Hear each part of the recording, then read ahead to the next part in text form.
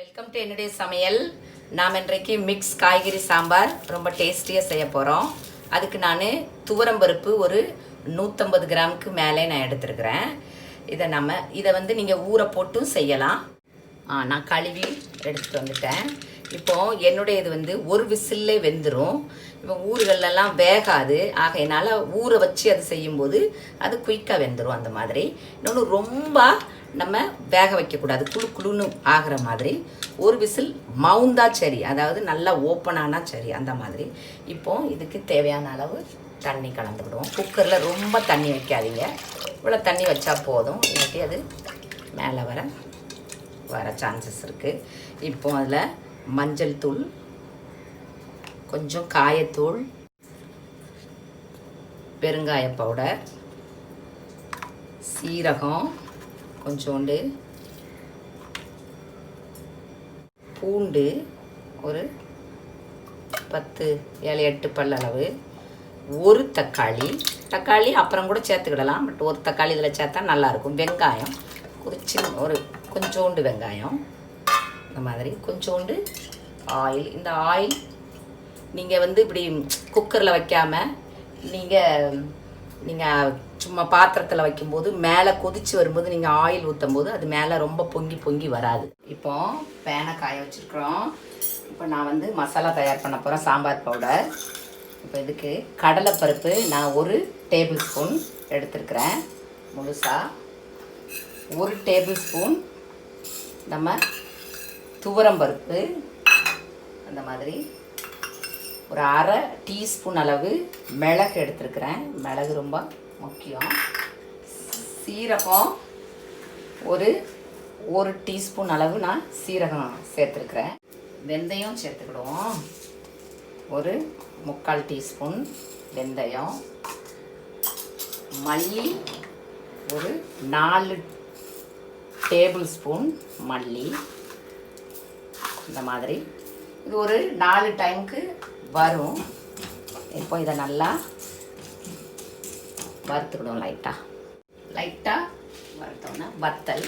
நீங்கள் தனியாக வறுக்கன்னா வறுத்துக்கோங்க வத்தல். நான் இப்படி எல்லாம் ஒன்றா கலந்துருவேன். இப்போ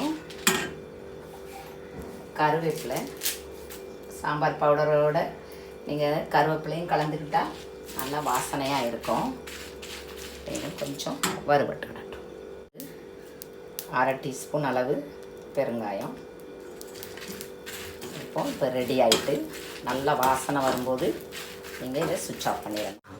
கொஞ்சம் மஞ்சள் தூள் கலந்து என்ன பண்ண போகிறோம், நம்ம இது ரொம்ப பவுடராக ஆக்கக்கூடாது, லைட்டாக கொஞ்சம் குறகுறப்பாக இருக்கிற மாதிரி அரைச்சி இந்த மாதிரி அரைச்சி எடுத்துக்கோங்க, ரொம்ப பவுடர் ஆக்காமல்.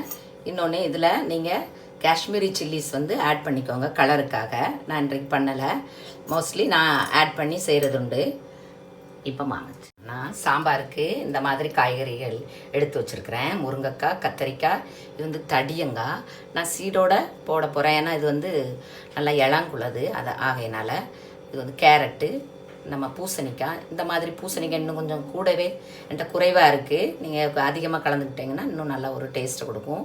நம்ம பீன்ஸு, இப்படி நீங்கள் மிக்ஸ் வெஜிடபிள் கலந்து நீங்கள் சாம்பார் செய்யும்போது குழந்தைங்கள் வந்து வெஜிடபிள் சாப்பிடாட்டியும் அந்த சாம்பாரோட அதுகளுக்கு நியூட்ரிஷன் போய் சேரும். இப்போ நான் பாத்திரத்தை காய வச்சுருக்கேன். அதில் 2 டேபிள் ஸ்பூன் எண்ணெய் ஊற்றிருக்கிறேன். ரெட் சில்லி, நம்ம கடுகு, கொஞ்சோண்டு வெந்தயம், கொஞ்சோண்டு வாசனைக்காக, சீரகம் கொஞ்சோண்டு,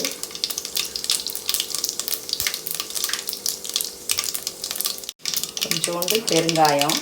நீங்கள் கொதிக்கும்போது கூட ஆட் பண்ணிக்கிடலாம் இந்த மாதிரி. இப்போ வெங்காயம் நான் வந்து சில நேரங்களில் இப்படி தாளிப்பேன், லாஸ்ட்டில் தாளிக்க மாட்டேன், மோஸ்ட்லி இப்படி தான். நீங்கள் சாப் பண்ணனா சாப் பண்ணிக்கோங்க வெங்காயத்தை, நான் இப்படியே போடுவேன். எல்லாம் லைட்டாக வதங்கிடும். கொஞ்சம் மஞ்சள் தூள், நம்ம பருப்புலையும் கலந்துருக்கோம், பொடியிலையும் கலந்துருக்கோம், அதனால் கொஞ்சம்.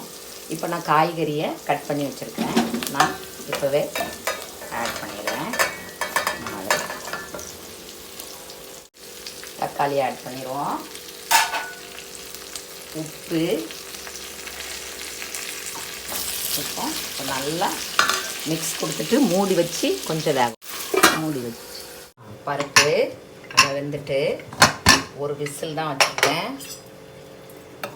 இந்த மாதிரி தான் நான் பருப்பு வேக வைப்பேன்.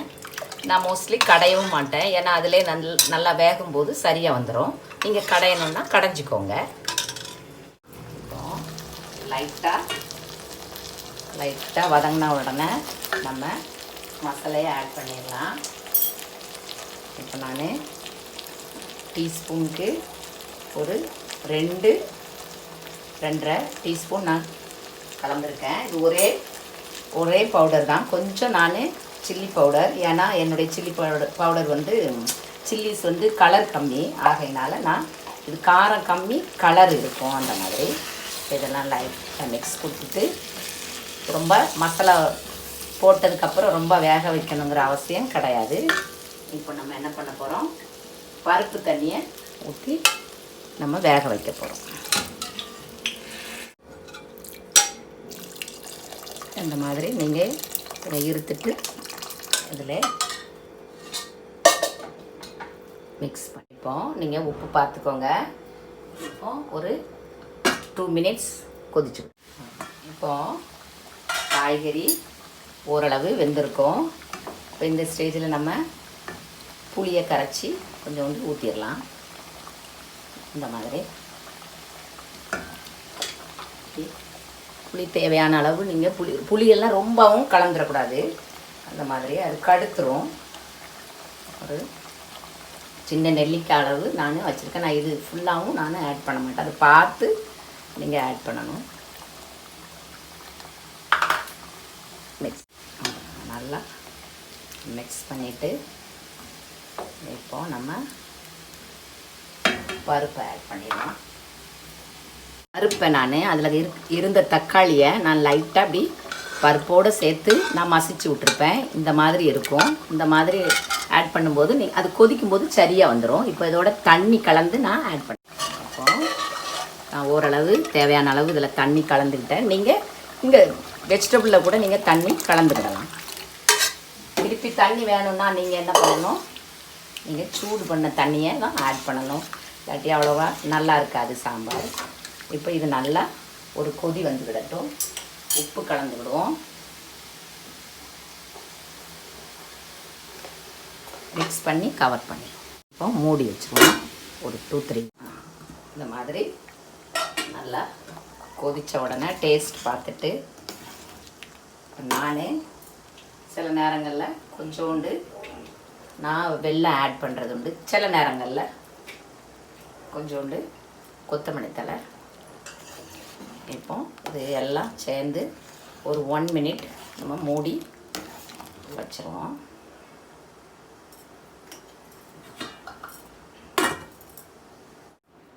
இப்போ ரெடி ஆகிட்டு சுச்சா. இப்போ ரெடி ஆகிட்டு இந்த மாதிரி செய்து பாருங்கள், டேஸ்ட்டாக இருக்கும். இன்னும் கொஞ்சம் நேரம் இன்னும் கொஞ்சம் திக்காகும் அந்த மாதிரி. இது வந்து நாங்கள் திருநெல்வேலியில் இப்படி தான் நாங்கள் வைப்போம். அதனால் நீங்களும் ட்ரை பண்ணி பாருங்கள்.